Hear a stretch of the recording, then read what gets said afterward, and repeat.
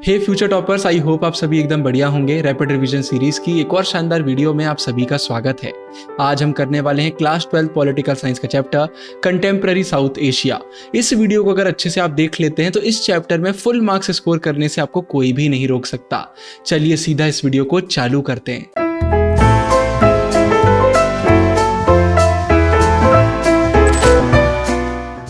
लेकिन इससे पहले मैं इस वीडियो को चालू करूं, सारे टॉपिक्स आपको एक्सप्लेन करूं, एक इंपॉर्टेंट बात।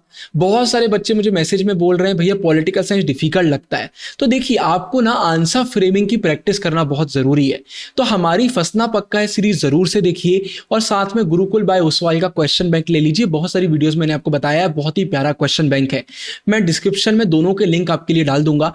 क्वेश्चन को देखिए, वो क्वेश्चन जो बार बार रिपीट हो रहा है गुरुकुल बाय ओसवाल में, जो PYQs हैं उनकी बार बार प्रैक्टिस करिए। कुछ क्वेश्चन को पढ़िए, कुछ क्वेश्चन को लिखकर देखिए। अब रिवीजन करने का समय है, तो सही से रिवीजन करना बहुत जरूरी है। तो लिंक्स आपको डिस्क्रिप्शन में मिल जाएंगे। अब चलिए एक एक टॉपिक को बहुत अच्छे से देख लेते हैं। तो सबसे पहले अगर बात करते हैं कि साउथ एशिया क्या है, तो टोटल में हमें 7 कंट्रीज देखने को मिलती हैं। मालदीव्स, बांग्लादेश, भूटान, श्रीलंका, पाकिस्तान, इंडिया, नेपाल। आप MBBS पिन निमोनिक से इसे याद कर सकते हैं। अगर हम इस सब कॉन्टिनेंट की बात करते हैं तो नॉर्थ में हमें हिमालयाज देखने को मिल जाते हैं, इंडियन ओशन साउथ में, अरेबियन सी हमें वेस्ट में और बे ऑफ बंगाल हमें ईस्ट में। तो नेचुरल इंसुलैरिटी मतलब एक नेचुरल आइसोलेशन हमें देखने को मिल जाता है। पूरी बाकी बची हुई दुनिया से इतना लेना देना नहीं है। एक हमारा अलग जोग्राफिकल लोकेशन है, जिस चक्कर में हमारे यहाँ की बहुत ही डिफरेंट लैंग्वेजेस हमें देखने को मिलती हैं। हमारी सोसाइटी, हमारा कल्चर साउथ एशिया में बहुत डिफरेंट है। ये पॉइंट बहुत इंपॉर्टेंट याद रखिएगा। अब ग्लोबलाइजेशन के चक्कर में भाई एक इंटरकनेक्टेडनेस हमें देखने को मिलती है, लेकिन फिर भी हमारा जो ये सब कॉन्टिनेंट है ये बहुत ही डिफरेंट है। अफगानिस्तान, म्यांमार साउथ एशिया के पार्ट नहीं है, लेकिन डिस्कशन में इन्हें भी इंक्लूड कर लिया जाता है। तो ये मेंबर्स में नहीं आएंगे, सिर्फ साथी कंट्रीज हैं। इसके बाद चाइना एक इंपॉर्टेंट रोल प्ले करता है, लेकिन इस रीजन का ये भी पार्ट नहीं है। फिर अगर हम साउथ एशिया के पॉलिटिकल सिस्टम्स की बात करते हैं तो इंडिया, श्रीलंका सक्सेसफुल डेमोक्रेसी से इंडिपेंडेंस के बाद से ही। लेकिन पाकिस्तान, बांग्लादेश की बात करते हैं तो इन्हें सिविलियन, मिलिट्री दोनों रूल देखे हुए हैं, आगे अभी हम पढ़ेंगे। नेपाल 2008 तक एक मोनार्की था, राजा का रूल था, लेकिन अभी एक डेमोक्रेटिक रिपब्लिक है। इसके बाद भूटान कॉन्स्टिट्यूशनल मोनार्की बना 2008 में। अब यहां पर हमें मल्टी पार्टी डेमोक्रेसी देखने को मिलती है। फिर अगर हम मालदीव्स की बात करते हैं तो 1968 तक यहां पर सल्तनत थी, सुल्तान का रूल देखने को मिलता था। फिर ये रिपब्लिक बना और 2005 में इन्हें मल्टी पार्टी सिस्टम को भी इंट्रोड्यूस करा। तो आपको देखने को मिलेगा यहां पर भले ही अलग अलग कंट्रीज हैं, लोग डिफरेंट हैं, लेकिन सब डेमोक्रेसी को सपोर्ट करते हैं। सबकी एस्पिरेशन है कि उनके पास भी राइट्स रहें और वो डेमोक्रेसी को सपोर्ट करते हैं। फिर इसके बाद अगला topic military and democracy in Pakistan. तो 1958 में जनरल अयूब खान ने भाई इसे कंट्रोल करा पाकिस्तान को। बाद में खुद को इन्होंने इलेक्ट भी करवा लिया, लेकिन पब्लिक डिससेटिस्फेक्शन इतना ज्यादा था कि इन्हें रिजाइन करना पड़ा।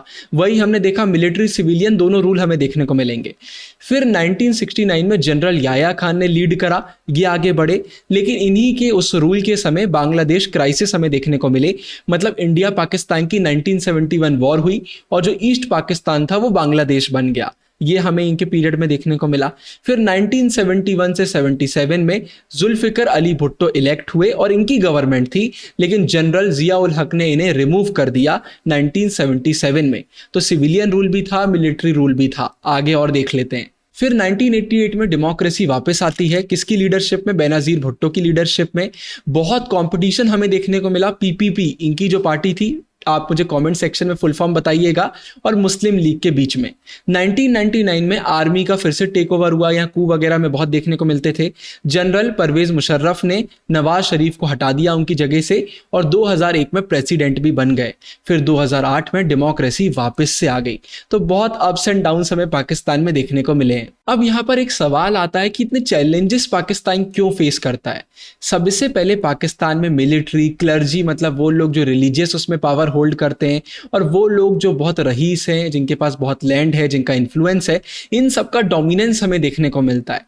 इंडिया पाकिस्तान कॉन्फ्लिक्ट हम सबको पता है, इस चक्कर में बहुत प्रो मिलिट्री ग्रुप्स भी हमें देखने को मिल जाते हैं, उनकी पावर्स और बढ़ जाती हैं। और मिलिट्री का पाकिस्तान में ये कहना है कि डेमोक्रेसी सही नहीं है, बहुत कमियां हैं, बहुत बेकार है, इसलिए हम मिलिट्री मिलिट्री रूल लेकर आते हैं। तो चैलेंजेस हमें देखने को मिलते हैं। और भी फैक्टर्स हैं जो हमें पता होना चाहिए। इसमें पहला फैक्टर आता है कि ऐसा नहीं है कि पाकिस्तान के लोगों को डेमोक्रेसी पसंद नहीं है, वो चाहते हैं। हमें यहाँ पर एक स्ट्रॉन्ग फ्री प्रेस भी देखने को मिलती है और ह्यूमन राइट्स के मूवमेंट भी बहुत स्ट्रॉन्ग देखने को मिलते हैं। जो वेस्टर्न नेशंस है उन्हें डर लगता है कि कहीं भाई टेररिज्म वगैरह बहुत ना बढ़ जाए, न्यूक्लियर वेपन का उन्हें डर लगता है, इसलिए वो पाकिस्तान में मिलिट्री रूल को सपोर्ट करते हैं। उनका कहना है क्या पता गवर्नमेंट अच्छे से काम कर पाए ना कर पाए, मिलिट्री रहेगी तो कम से कम स्टेबिलिटी रहेगी, लेकिन इसके पीछे इनके सेल्फिश इंटरेस्ट भी रहते हैं। अब यहां पर आपके दिमाग में आ रहा होगा भैया इतने सारे नाम है पाकिस्तान में भूल जाते हैं, तो एक बहुत ही प्यारा निमोनिक मैं आपको बता रहा हूं, मैंने खुद बनाया है। अरे यार जरा जल्दी जल्दी बोलना प्लीज। तो अगर इसको आप याद कर लेंगे ना तो सारे नाम आपको क्रोनोलॉजिकल ऑर्डर में याद हो जाएंगे, तो आप बार बार परेशान नहीं होंगे और फुल मार्क्स स्कोर करेंगे।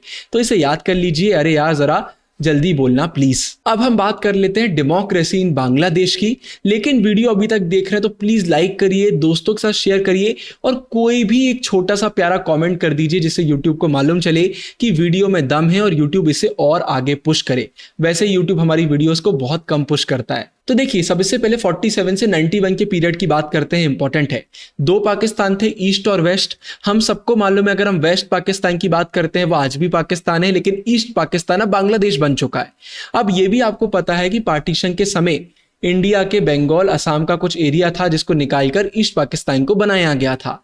अब हुआ ये कि ईस्ट पाकिस्तान वाले ना वेस्ट वालों से बहुत परेशान थे।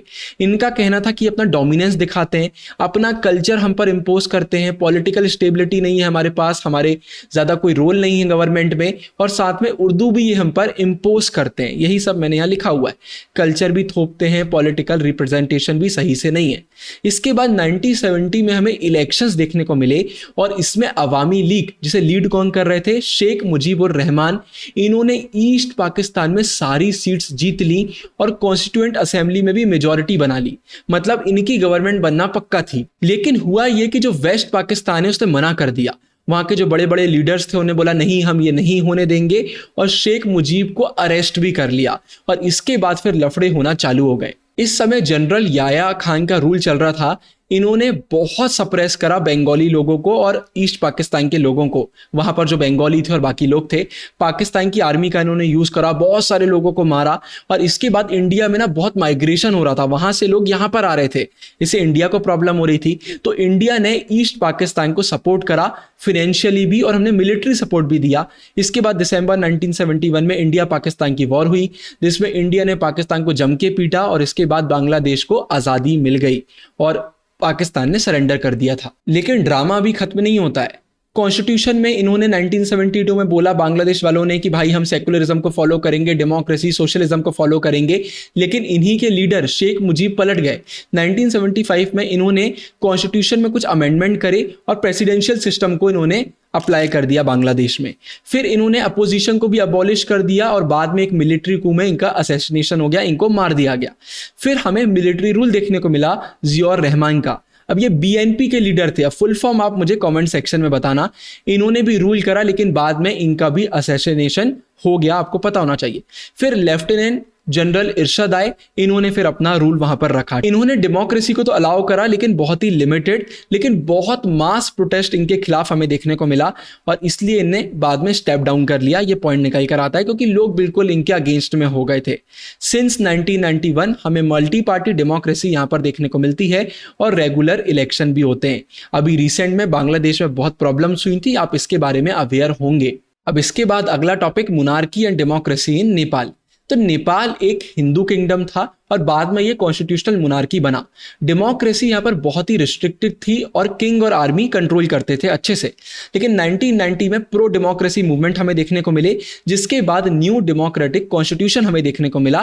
लेकिन गवर्नमेंट बहुत ही अनस्टेबल थी, अच्छे से डेमोक्रेसी यहाँ पर काम नहीं कर पाई। फिर यहाँ पर माओइस्ट लोगों का बहुत इन्फ्लुएंस बढ़ा, जो माओ की आइडियोलॉजी को फॉलो करते हैं। इंडिया में इन्हें जो फॉलो करते हैं उन्हें हम नक्सलवादी बोलते हैं, आपने पढ़ा होगा। 1990s में इन्होंने अपना प्रेजेंस एकदम से एक्सपेंड करा और इन्होंने आर्म्ड मतलब हथियार वगैरह यूज करके स्ट्रगल अपना चालू कर दिया मोनार्की और इलीट के लोगों के खिलाफ कि भाई अब बहुत हो गया, अब हम नहीं सहेंगे। और इस चक्कर में ना बहुत ही वायलेंट कॉन्फ्लिक्ट्स हमें देखने को मिले। 2002 में जो किंग थे उन्होंने पार्लियामेंट को डिसॉल्व कर दिया और जो लिमिटेड डेमोक्रेसी थी ना उसको भी खत्म कर दिया कि अब कुछ भी नहीं रहेगा। लेकिन फिर 2006 में हमें मैसिव प्रो डेमोक्रेसी मूवमेंट देखने को मिला, प्रोटेस्ट देखने को मिला, जिसे लीड किसने करा था? 7 पार्टी अलायंस ने, माओइस्ट ने और सोशल एक्टिविस्ट ने। ये एक नॉन वायलेंट था बहुत हद में। और इसके बाद फिर किंग ने डिसॉल्व पार्लियामेंट को रीस्टोर करा, ये आपको पता होना चाहिए। फिर इनका ट्रांजिशन हो गया रिपब्लिक में। माओइस्ट ने अग्री करा कि भाई वो अपनी आर्म्ड स्ट्रगल को सस्पेंड कर देंगे, रोक देंगे, लेकिन उन्होंने बोला कि कुछ रेडिकल, मतलब बहुत इंपॉर्टेंट, अर्जेंट रिफॉर्म आना चाहिए कॉन्स्टिट्यूशन में, बहुत हैवी लेवल पर हमें कॉन्स्टिट्यूशन को चेंज करना पड़ेगा। 2008 में मोनार्की भी अबॉलिश हो गई और नेपाल डेमोक्रेटिक रिपब्लिक बन गया। और 2015 में इन्होंने न्यू कॉन्स्टिट्यूशन को भी अडॉप्ट कर लिया। वीडियो अभी तक देख रहे हैं तो प्लीज लाइक करिएगा। अब हम बात कर लेते हैं श्रीलंका एथनिक कॉन्फ्लिक्ट की। तो हमने चैप्टर के स्टार्ट में ही पढ़ा था कि श्रीलंका में भी इंडिपेंडेंस के बाद से डेमोक्रेसी हमें देखने को मिलती है, लेकिन इनके सामने एक बहुत बड़ा चैलेंज है, एथनिक चैलेंजेस, मतलब किसी भी रेस रिलीजन से कनेक्टेड एक चैलेंज। देखिए यहां पर ना हमें सिन्हाला कम्युनिटी भी देखने को मिलती है और इंडियन तमिल्स जो यहां पर माइग्रेट करके गए थे उनकी कम्युनिटी भी देखने को मिलती है, और इनके बीच में ही हमें एथनिक कॉन्फ्लिक्ट देखने को मिलता है। यहां पर हमें देखने को मिलता है कि जो पॉलिटिक्स है ना उसे सिन्हाला नेशनलिस्ट डोमिनेट करते हैं, और ऑब्वियस सी बात है अब सिन्हाला डोमिनेट करेंगे तो वो तमिल के लोगों को इतना सपोर्ट नहीं करेंगे। तो जो तमिल माइनॉरिटीज हैं उन्हें परेशान करा जाता है, उनकी नहीं सुनी जाती, उनके राइट्स को हार्म करा जाता है, और उनका एक्टिव पार्टिसिपेशन भी नहीं था। ये प्रॉब्लम हमें देखने को मिलती थी। इस चक्कर में तमिल लोगों को बहुत दिक्कत हुई, इनका एथनिक ग्रुप बहुत परेशान था, तो इन्होंने मिलिटेंट नेशनलिज्म को अपनाया, मतलब वही वॉर वगैरह हमें देखने को मिली, वेपन्स का यूज हमें देखने को मिला। इन्होंने अपना एक ग्रुप बनाया, liberation tigers of Tamil Ilam. इन्होंने बोला कि भाई हमें एक सेपरेट तमिल लोगों के लिए स्टेट चाहिए, एक तमिल इलम हमें चाहिए सेपरेट। फिर 1983 तक इन्होंने ना बहुत सारे पार्ट्स को कंट्रोल कर लिया नॉर्थ ईस्टर्न श्रीलंका के, और आर्म्ड स्ट्रगल में ये लग गए, मतलब वही हमें वॉर वगैरह देखने को मिलती थी, बहुत प्रॉब्लम यहाँ पर होती थी। अब भाई इंडिया का इन्वॉल्वमेंट तो यहाँ पर आएगा क्योंकि तमिल लोगों की बात आ रही है, तो इंडियन तमिल्स ने बोला कि आपको श्रीलंकन तमिल्स की मदद करना चाहिए। तो 1987 में इंडिया ने एक अकॉर्ड साइन करा श्रीलंका के साथ और अपनी पीस कीपिंग फोर्स को वहां पर भेजा, ये सोचकर कि चीजों को हम ठीक कर देंगे। लेकिन ये मिशन हमारा हो गया फेल। जो इंडियन फोर्सेस है ना वो LTTE के साथ सीधे लड़ाई में लग गई, और इसके बाद श्रीलंकन लोगों को ये चीज बिल्कुल भी पसंद नहीं आई। उनने बोला आप हमारे देश के नहीं, आप बाहर से आए और हमारे यहाँ लफड़ा कर रहे हैं, ये चीज तो बिल्कुल भी सही नहीं है। इसलिए जो इंडिया की पीस कीपिंग फोर्स थी वो 1989 में वहां से वापस आ गई। इसके बाद फिर अगर हम कॉन्फ्लिक्ट के रेजोल्यूशन की बात करते हैं तो सिविल वॉर 2009 में जाके इनकी एंड हुई। जो LTTE वैंक्विश हो गया, मतलब डिफीट हो गया पूरी तरीके से। स्कैंडिनेवियन कुछ कंट्रीज है जैसे कि आइसलैंड, नॉर्वे, इन्होंने भी नेगोशिएशन की कोशिश करी थी, मेडिएट कराने की कोशिश करी थी, और बाद में फिर जाके सारे कंक्लूजन निकले। लेकिन इसके बाद हमें इनके इकोनॉमिक ग्रोथ को कभी भी इग्नोर नहीं करना चाहिए। इतनी प्रॉब्लम्स के बाद भी इन्होंने डेवलपमेंट करा है, इन्होंने सिग्निफिकेंट इकोनॉमिक प्रोग्रेस करा, हाई ह्यूमन डेवलपमेंट हमें देखने को मिलता है, पॉपुलेशन कंट्रोल इन्होंने बहुत अच्छे से करी, इकोनॉमिक लिबरलाइजेशन भी देखने को मिलता है, और ये अपनी डेमोक्रेसी को मेंटेन करे हुए हैं। रिसेंट में यहाँ पर भी बहुत प्रॉब्लम्स आई थी, अगर आप न्यूज़ वगैरह फॉलो करते हैं तो आपको पता होगा। अब इसके बाद बात कर लेते हैं इंडिया पाकिस्तान के कॉन्फ्लिक्ट की, बहुत ही हॉट टॉपिक है। तो जब कभी भी इंडिया पाकिस्तान कॉन्फ्लिक्ट की हम बात करते हैं तो सबसे पहले कश्मीर की तो बात हम करते ही हैं।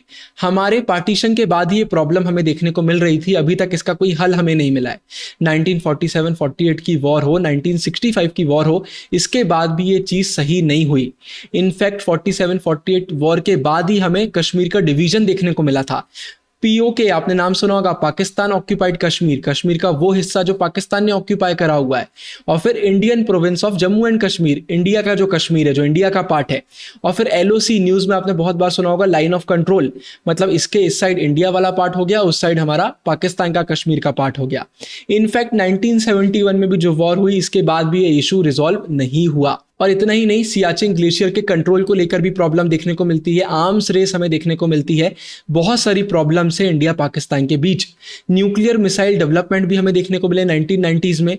1998 पोखरन में इंडिया ने न्यूक्लियर मिसाइल टेस्ट करा था, आपको पता है, और इसके ही कुछ दिनों बाद पाकिस्तान ने भी चगई हिल्स में कर लिया।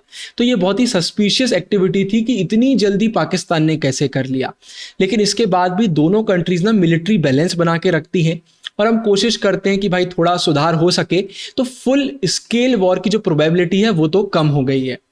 इंडिया को पाकिस्तान से जो मेन प्रॉब्लम है वो ये है कि भाई कश्मीरी मिलिटेंट्स को आप सपोर्ट करते हैं, जो प्रो खालिस्तानी सेपरेटिस्ट हैं, जो खालिस्तानी मूवमेंट हुआ था उसमें हम बोलते हैं पाकिस्तान ने सपोर्ट करा था, फंडिंग करी थी, ट्रेनिंग करवाई थी, आर्म्स दिए थे। और इनकी जो स्पाई एजेंसी ISI, हम उसका भी इन्वॉल्वमेंट मानते हैं एंटी इंडिया कैंपेन में। पाकिस्तान का कहना है कि जो सिंध और बलूचिस्तान प्रोविंस में अनरेस्ट है, प्रॉब्लम्स वहां पर जितनी भी हो रही हैं, उसमें इंडिया बहुत फ्यूल डालता है, इंडिया की ये दिक्कत है, इंडिया जानबूझ के करवाता है। और इनका ये भी कहना है कि जो इंडिया की इंटेलिजेंस एजेंसी है उनका भी रोल रहता है ये सब करवाने में। तो ये पाकिस्तान का कहना है। और प्रॉब्लम्स यहीं पर खत्म नहीं हो रही है। वाटर डिस्प्यूट्स, आपको मालूम है इंडस बेसिन रिवर को लेकर इंडिया और पाकिस्तान में बहुत ज़्यादा कॉन्फ्लिक्ट है। तो इंडस वाटर ट्रीटी 1960 जिसको फैसिलिटेट करा था वर्ल्ड बैंक ने, इसके बाद बहुत हद में प्रॉब्लम सॉल्व हो गई है वाटर शेयरिंग को लेकर, लेकिन फिर भी हमें डिसएग्रीमेंट्स देखने को मिलते हैं। फिर सर क्रीक जो कि रन ऑफ कच्छ में है, उसका जो डिमार्केशन बॉर्डर वाली लाइन है उसको लेकर भी अग्रीमेंट्स हमें देखने को नहीं मिलते हैं। बहुत ज़्यादा मिलिट्री प्रॉब्लम है, लेकिन इसके बाद भी इंडिया पाकिस्तान नेगोशिएशन वगैरह करता रहता है इस उम्मीद में कि इन इश्यूज़ को हम समय के साथ ठीक कर लेंगे। फिर इसके बाद इंडिया बांग्लादेश रिलेशन की बात कर लेते हैं।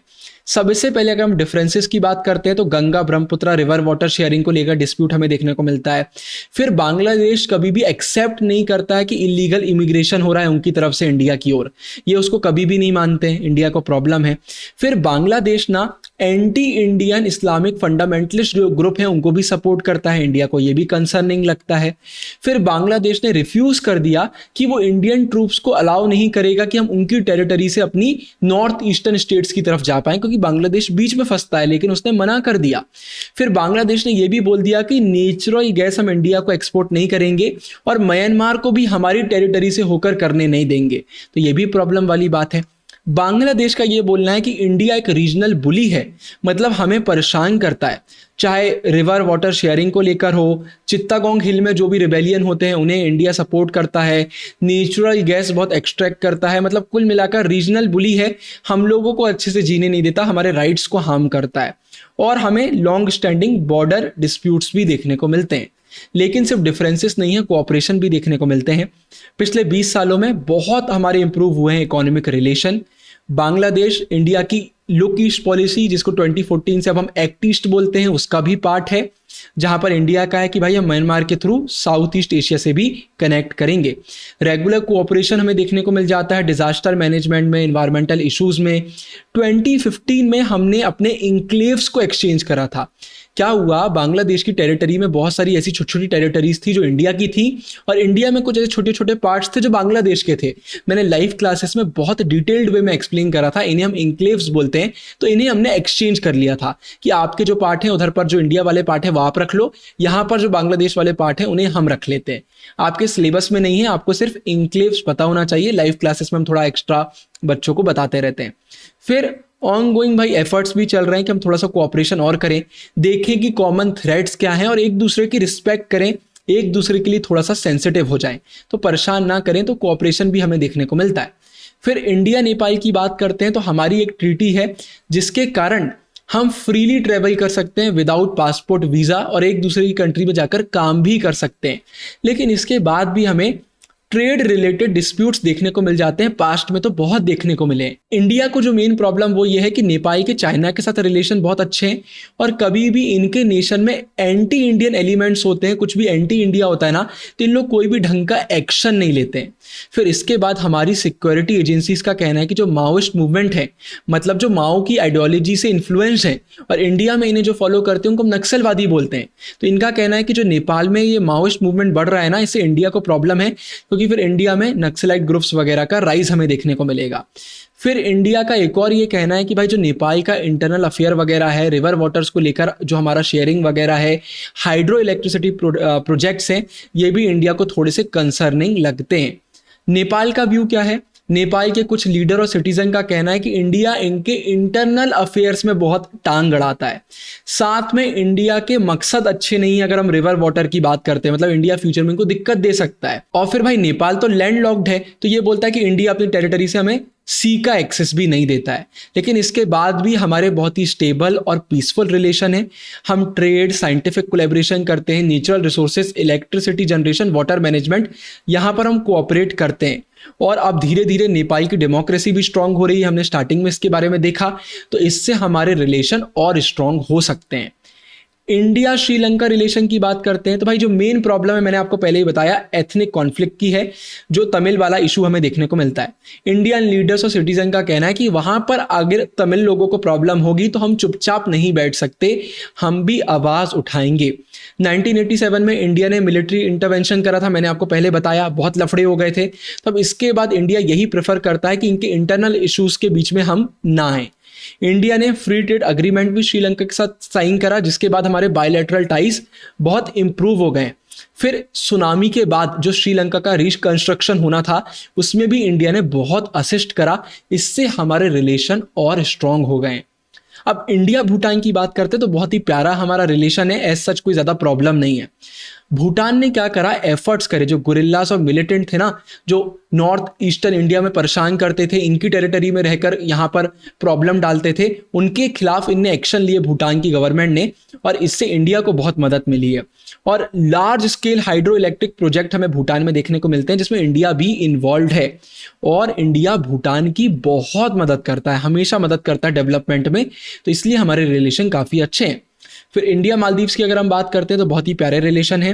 1988 नवंबर में इन्होंने हमें बताया कि कुछ तमिल मर्सेनरीज मतलब क्या होता है, वो सोल्जर जो पैसे के लिए किसी के लिए भी लड़ने आ जाते हैं, तो इन्होंने बताया कि भाई श्रीलंका की तरफ से आ रहे हैं, हम पर अटैक कर रहे हैं, तो इंडिया ने तुरंत अपनी एयरफोर्स नेवी भेज दी और इस इन्वेजन को रोका। तो इंडिया ने इनकी बहुत मदद करी।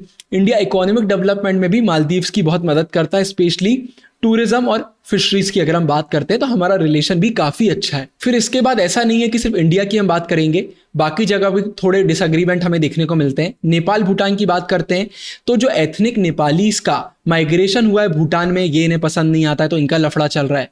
बांग्लादेश म्यांमार की बात करते हैं तो रोहिंग्यास जो म्यांमार के थे, इनका जो ग्रुप है, इन्होंने कहां पर कर लिया माइग्रेशन, बांग्लादेश और इंडिया में, तो बांग्लादेश वालों को इससे प्रॉब्लम है।